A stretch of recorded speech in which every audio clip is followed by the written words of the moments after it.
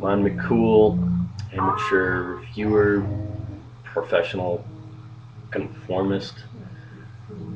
Yeah, I know. I had a short haircut the other day. Might as well just drop everything and become a moderately minded business major. Someday dreaming of getting hired by like a Fortune 500 company or something like that. I mean, the other day, my dad, he had the nerve to tell me that I could actually get a real job now instead of going downtown with my Wayfarer sunglasses, pretending I'm blind and begging for money. I mean, it just feels like my years of rebellion are over now. But I guess this vlog isn't to complain about all the tragedies that come with life. It's a vlog about music and albums like White Hats by Niobe, not to be confused by the Niobe from The Matrix, the one that's played by Will Smith's wife.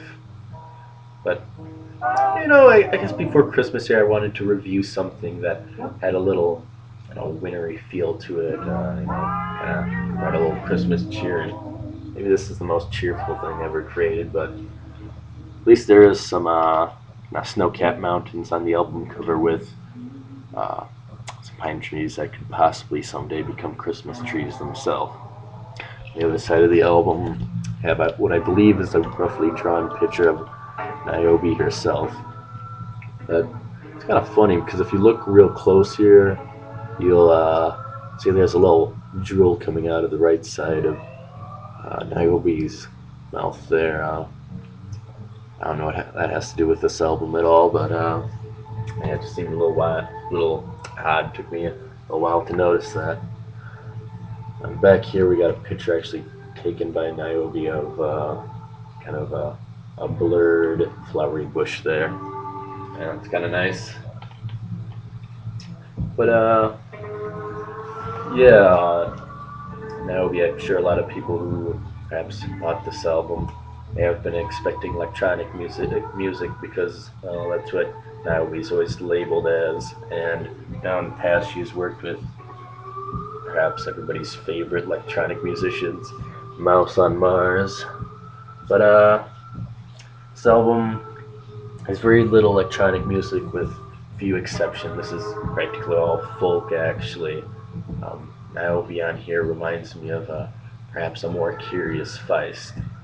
And I say that because I think Niobe, with her passive dabbling in a lot of electronic music, is able to add a lot of new elements to the genre.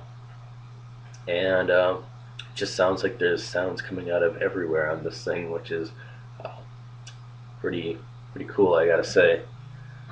But yeah, I say there's a lot of sounds, and I mean it sounds like she's actually perhaps went to a garbage dump to rummage through all the trash to find like home appliances that she could use to record as instruments on this album. There's definitely some interesting sounds on it, and I gotta say this album does have quite a French feel to it, kind of like an outdoorsy cafe kind of feel.